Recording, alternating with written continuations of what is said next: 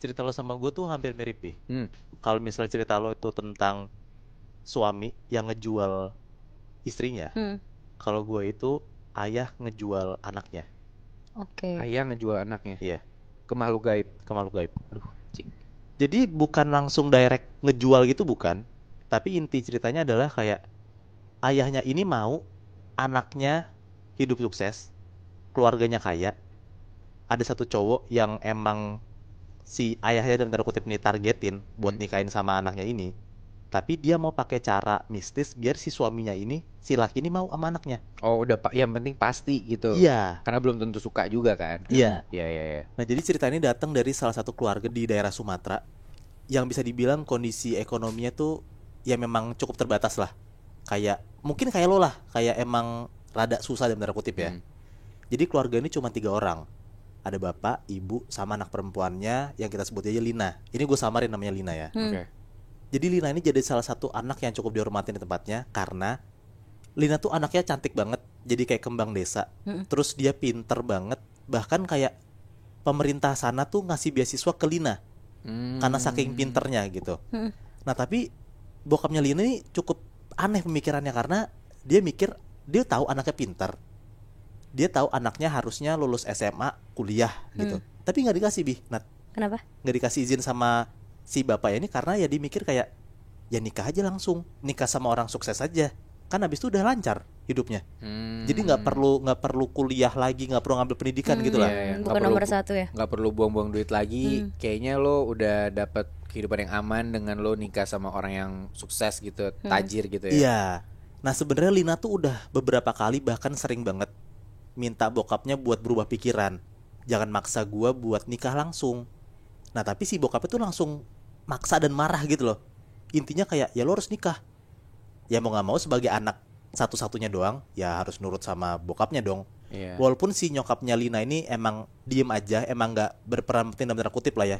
Tapi yang emang vokal tuh bokapnya mau nggak mau ya Lina harus ikutin lah keinginan bokapnya ini gitu. Iya, iya, iya. Ini gue masuk cerita ke keluarganya ya.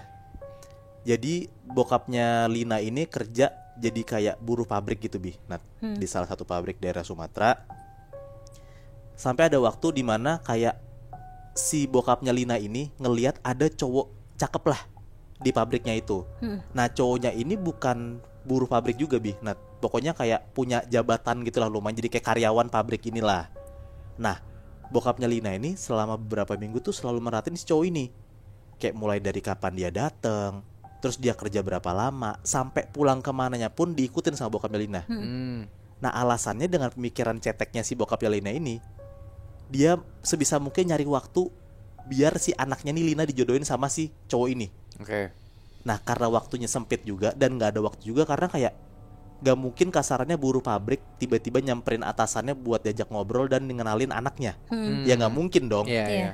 Nah akhirnya karena bokapnya Lina ini udah bingung banget harus gimana ngenalin anaknya ke cowok ini, akhirnya bokap itu pakai kayak jalan singkat gitu lah, jalan shortcut gitu buat pakai ilmu hitam biar si cowok ini diguna-guna, biar mau sama Lina, sama Dipelet anaknya gitu. dipelet, Oke, bener iya. Nat. Nah akhirnya disamperin lah si orang pinter ini sama bokapnya Lina. Dan orang pinter ini bilang, nitip pesan gitu ke bokapnya Lina, kalau misalnya emang mau pakai cara ini, lo cuman, ini bahasa kita lah ya, lo cuman harus tanam satu barang yang dia kasih nih, yang si orang pinter ini kasih, tanam di depan rumah si cowok ini. Ya si bokapnya Lina kan udah tahu kan kayak rumahnya di mana, makanya diain aja tuh cepet tuh sama bokapnya Lina. Nah setelah 2 minggu akhirnya ditanamlah barang ini yang dikasih sama si orang pinter ini. Pas udah ditanam, bokapnya kepikiran buat masukin Lina ke dalam pabriknya ini, dipekerjakan gitu, Oke. biar kayak tanpa disengaja Lina sama si cowok ini tuh ketemu gitu lah. Iya, iya, iya, iya. Nah akhirnya sebener-benernya banget nih Nat, Lina tuh nggak mau kerja di pabrik, tempat pabriknya si ayahnya ini, bokapnya ini, karena kayak dia mikir dia tetap mau kuliah dulu. Tapi karena lagi-lagi dipaksa banget nih sama bokapnya Lina, akhirnya mau nggak mau ya nurut kan. Dan singkat cerita 2 minggu kemudian masuklah nih si Lina ke dalam kantornya atau dalam tanda kutip pabriknya si tempat ayahnya kerja ini. Nah sampai ada momen dimana kayak udah semingguan nih Lina udah kerja di pabrik itu, Lina tuh akhirnya ketemu sama si cowok ini, sama si yang ditargetin sama bokapnya Lina ini. Iya, iya. Nah, si cowok ini minta tolong Lina buat bersihin dalam ruangannya. Nah, sebagai dalam tanda kutip ya kayak OB gitu, ya dia pasti nurut dong omongan atasannya. Bersihin segala macem. Nah, akhirnya pas lagi dibersihin ruangannya itu, si cowoknya tuh masuk juga ke dalam ruangannya. Jadi berdua doang nih. Akhirnya di momen itu, Lina sama cowok ini kenalan. Oke. Oh, si cowok ini emang udah punya ruangan sendiri gitu ya? Udah punya. Oh, berarti jabatannya emang tinggi ya? Udah tinggi dan Oke, ini oke. masih hampir masih 25 ke atas 30-an gitu lah, Bi. Oh, oke. Nah, akhirnya di situ kenalan lah. Kalau si cowok ini namanya Aidar. Nah, sebenarnya si Lina ini juga kayak ngerasa pas dia lagi nyapu biasa, lagi bersih-bersihin ruangan si Aidar ini, dia ngerasa kayak kok si Aidar, si bosnya ini ngobrol mulu sama gue ya. Jadi kasarnya tuh Lina ngerasa kayaknya si Aidar ini suka sama gue. Oh. Tapi tanpa sadar sebenarnya kenapa Aidar suka sama Lina karena udah dipakein ilmu hitam Sama bapaknya sama Lina. bokapnya Lina. Oh, bokapnya nggak ngaku ke Lina. Enggak, Oh, oke. Nggak ngaku sama Oh, Lina sekali, nggak Bi. tahu berarti ya? Nggak tahu, nggak Oke, tahu sama oke, oke. sekali. Terus. Nah, mulai dari hari itu akhirnya Aidar sering banget ngobrol sama Lina dan pura-pura kayak nyuruh Lina ngebersihin ruangannya. Padahal niatnya buat ngobrol doang gitu. Udah sebatas itu doang. Sampai udah 3 bulan Lina kerja di sana, Aidar tiba-tiba ngajak nikah, Bi. Nah, Oh, ngajak 3 nikah si bulan. Lina ini. secepat itu. Secepat Oke. itu. Nah, akhirnya ya karena Lina udah kepikat juga gitu, emang udah suka sama Aidar karena ada interaksi banget. Akhirnya nikah lah dan mau aja nih nerima ajakannya si Aidar buat nikah sama si Lina ini kan. Sebenarnya ada pertentangan di keluarganya si Aidar karena maaf ya bukan gimana-gimana tapi kayak lo punya jabatan tinggi di pabrik di satu perusahaan, masa tiba-tiba lo mau nikah sama anak buruh pabrik kasarannya kayak gitu. Iya, iya. Nah tapi ya karena pelan-pelan nih ternyata pelet yang dikasih sama bokapnya Lina ini kuat Iya, banget. nah. Akhirnya ya udah keluarga Aidar tuh mau dan menerima Lina sebagai dalam tanda kutip anggota baru keluarganya si Aidar inilah. Oke. Nikahlah nih. Oh, sorry, berarti yang kena peletnya ini nggak cuman Aidar doang? Iya. Keluarganya juga kena. Akhirnya pelan-pelan keluarga kena, Bi, karena kesekuat itu peletnya. Oke. Gila.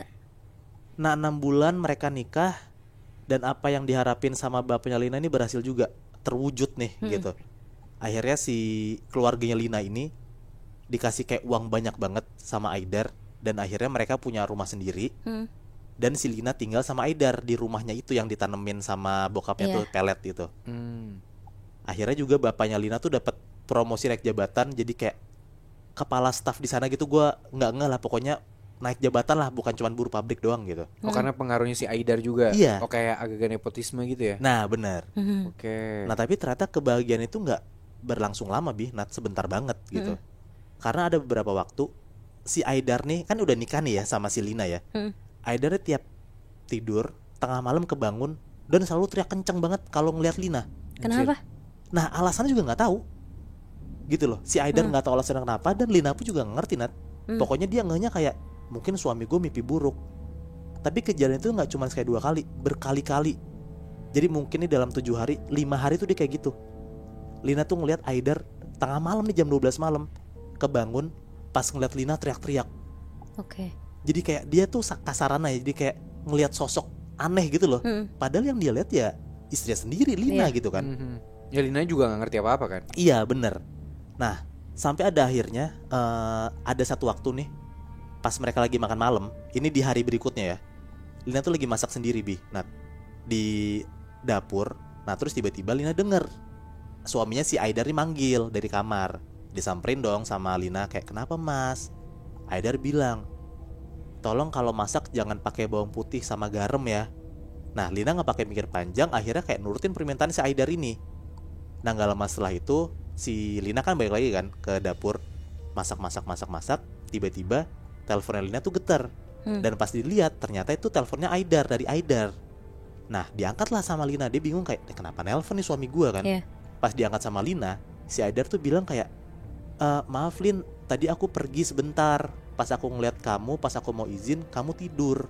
Tapi aku bentar lagi pulang kok. Habis itu si Lina cuma bilang oh, iya. Dimatiin langsung sama Aidar. Nah di situ kayak Lina tuh kaget banget. Dia tuh mikir kayak apa suami gue bercanda apa gimana gitu, karena gue baru banget ngelihat suami gue di kamar Iya. minta tolong masakin nggak pakai garam gitu. Kenapa tiba-tiba nelpon gitu kan? Benar. Bahkan tadi kan si Aidar bilangnya juga dia pergi karena Linanya lagi tidur kan. Berarti Iya. udah lama dong. Udah lama.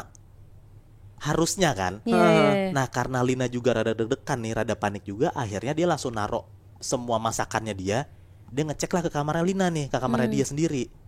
Karena dia mikir kayak ya mungkin suami gue bercanda doang kali.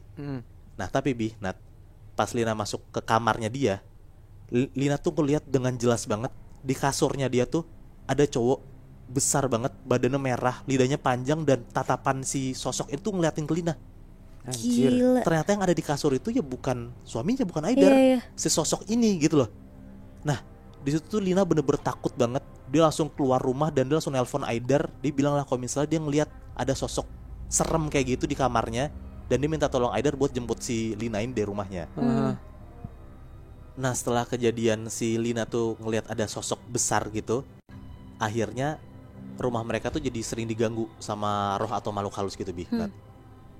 Aida tuh makin sering bangun tengah malam dan histeris yang sama kayak yang tadi, kayak ngelihat si Lina teriak-teriak kayak gitu. Dan yang lebih ngerinya lagi, karena mungkin si Aida stres banget ya, Aida tuh jadi kayak sering bengong, tatapannya kosong gitu loh.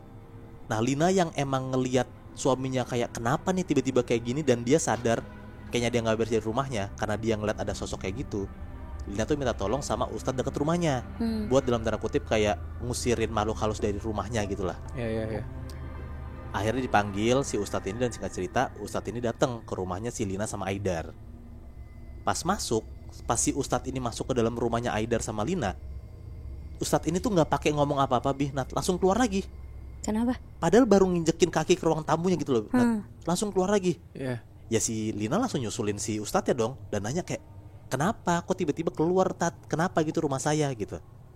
Nah akhirnya ustadz itu bilang, di dalam rumah itu si ustadz itu ngelihat banyak banget makhluk halus Nat. Ada kuntilanak, ada pocong, ada sosok cowok yang badannya merah yang dilihat sama si Lina ini. Dan bahkan banyak banget kayak tuyul rame lari-larian gitu. Jadi kasarannya rumahnya dia ini jadi kayak sarang setan. Iya. Dan ya Lina jadi makin panik dong. Dia makin kayak ngerasa ada yang gak beres dari tempat gua, dari rumah gua gitu. Nah di situ akhirnya si Lina tuh jadi kayak nge-begging gitu ke ustadznya buat kayak minta tolong ngebersihin rumahnya. Karena kalau misalnya bukan ustadznya ya siapa lagi gitu kan. Iya. Ya udah akhirnya ustadz ini mau, dia coba lagi masuk ke rumahnya dan doain rumahnya si Lina sama Aidar ini. Nah di dalam rumahnya nih selama doa, ustadz ini bener-bener diganggu banget Nat, sama sosok-sosok yang ada dalam rumahnya, sampai diteriak-teriakin gitu segala macem. Tapi ya pas si ustadz ini ngomong kayak gitu, ya Lina sama Aidar ya nggak bisa ngeliat apa-apa kan. Yang dirasain sama si ustadz ini cuman kayak dia lagi ngedoain tapi diteriakin sama makhluk halus gitu. Nah singkat cerita, ustadznya udah beres lah ngedoain rumahnya si Lina sama Aidar ini. Nah tapi di kondisi pas lagi ustadz ini ngedoain rumahnya, yang nemenin ustadz ini cuma Lina doang Nat. Karena Aidar tuh kondisi udah chaos banget. Dia udah lemes banget. Yang tadi gue bilang dia cuma bengong doang. Sampai udah seminggu nih si Aidar ini gak masuk kantor. Karena kalau misalnya dia tidur, dia takut kebangun dan lihat istrinya yang mukanya serem gitu. Oke. Jadi kayak bener-bener chaos banget lah nih pasangan ini nih. Si ustadz ini bilang lah ke Lina kayak, keluarga kamu udah dikutuk. Keluarganya Lina. Keluarga Lina. Oke. Lina tuh kaget banget dan dia bingung kayak dikutuk kenapa. Karena hubungan gue sama suami gue baik-baik aja, aman-aman aja, ketemunya juga baik-baik aja, kenapa tiba-tiba dikutuk gitu loh. Bingung kan si Lina ini kan. Nah akhirnya ustadz ini bilang kalau ada mantra di depan rumahnya mereka, dan mantra itu kuat banget. Jadi kasarannya nih Aidar nih, si suaminya si Lina ini, kayak rohnya itu tuh udah diambil sama si penunggu rumahnya gitu. Karena udah kuat banget nih si peletnya yang ada di luar rumahnya si Aidar sama Lina ini. Iya. Jalan satu-satunya, kata ustadz ini, mau gak mau mantra dicabut kan. Tapi kondisi dan konsekuensi yang akan diambil sama keluarga ini berat banget Nat. Ya Lina yang dia panik, dia takut, dan mau gak mau ya dia pasti mengiyakan dong konsekuensinya apapun itu. Bener. Tapi sebelum dia nanya konsekuensinya apa, dia nanya sebenarnya mantra ini tuh dari siapa? Awal mulanya tuh kenapa tiba-tiba ada mantra? Pasti ustadz ini udah nerawang semuanya segala macem. Akhirnya ustadz ini bilang kalau mantra ini asal dari bapak kamu sendiri. Ya. Akhirnya Lina tahu kalau mantra ini dan semua kejadian di rumahnya ini ya alasannya karena bokapnya masangin mantra. Ditanyalah sama Lina kayak, mantra ini buat apa gitu loh. Dijelasin lah sama ustadznya kayak, mantra ini buat memikat Aidar, suami kamu, biar suami kamu tuh mau sama kamu dan nikah sama kamu. Ya di situ Lina ngerasa bersalah banget lah sama Aidar kan. Benar. Dia mikir kayak, oh ternyata selama ini Aidar tuh bukan cinta beneran sama gua, karena dipelet sama bokap gua doang gitu. Nah mau nggak mau Lina setuju lah dan menerima konsekuensi apapun itu kata ustadznya. Dan ustadznya bilang, Nat, konsekuensinya tuh adalah kayak sewaktu mantra yang dicabut, bapaknya Lina tuh bakal mati. Karena mantra itu digarisin dan dikasih darah sama bapaknya Lina. Jadi kayak tuker Darah nyawa bapaknya gitu loh. Lina Iya. gitu. Biar kuat harus ada darah bapaknya Lina. Kalau mantra dicabut, ya bokapnya Lina harus meninggal. Oh, ada perjanjian darahnya gitu. Ada perjanjian darahnya, Bi. Anjrit. Gila. Nah, si Lina tuh juga dapat info dari ustadz ini kalau misalnya si mantra dicabut, pokoknya kehidupan mereka tuh bakal berubah semua 180 derajat. Udah nggak akan kaya lagi, udah nggak akan harmonis lagi. Pokoknya ya udah hancur banget lah. Di situ kondisinya karena Lina tuh udah kesel banget sama bokapnya, udah kecewa banget sama semua yang udah terjadi. Akhirnya Lina mengiyakan dan mau nggak mau setuju nih sama omongan si ustadz ini. Oh, karena dia udah hitungannya kesal banget sama bokapnya gitu ya. Iya bener. Iya. Dan mau nggak mau satu-satunya cara kan harus dicabut mantranya dong, walaupun harus ngorbanin bokapnya kan. Iya. Nah akhirnya diain sama si Lina dan prosesi pencabutan mantra ini dilakuin lah sama si ustadz ini. Gue nggak tahu berapa lama, pokoknya singkat cerita ustadz ini udah beres lah ngecabut mantra dari rumahnya si Lina sama Aidar dan akhirnya beres nih, pulanglah si ustadz ini. Nah 5 bulan setelah itu, setelah kejadian itu, si Lina ini gue nggak tahu sampai sekarang atau enggak, tapi kayaknya sih sampai sekarang ya. Si Lina itu tuh ada di rumah sakit jiwa, Bi, Nat. Karena kasarannya rohnya si Lina ini udah dibawa sama makhluk halus. Oh. Jadi kayak apapun yang dia lakuin, si Lina tuh cuma bisa ngontrol 20% doang. Iya. 80%-nya tuh dikontrol sama makhluk halus. Nah tapi kalau orang awam ngeliatnya ya kayak Lina orang gila kan. Ya padahal karena ada perjanjian setan itu. Jadi pokoknya 5 bulan setelah itu Lina tuh udah ada di rumah sakit jiwa. Dan bokapnya Lina udah meninggal pas banget setelah kejadian pas dicabut itu. Mantra dicabut sama ustadznya. Detik itu juga si bokapnya Lina meninggal. Nah Aidar pun juga yang pas udah pulih, udah diceritain semua detail sama Lina, akhirnya mutusin buat pergi dari Lina.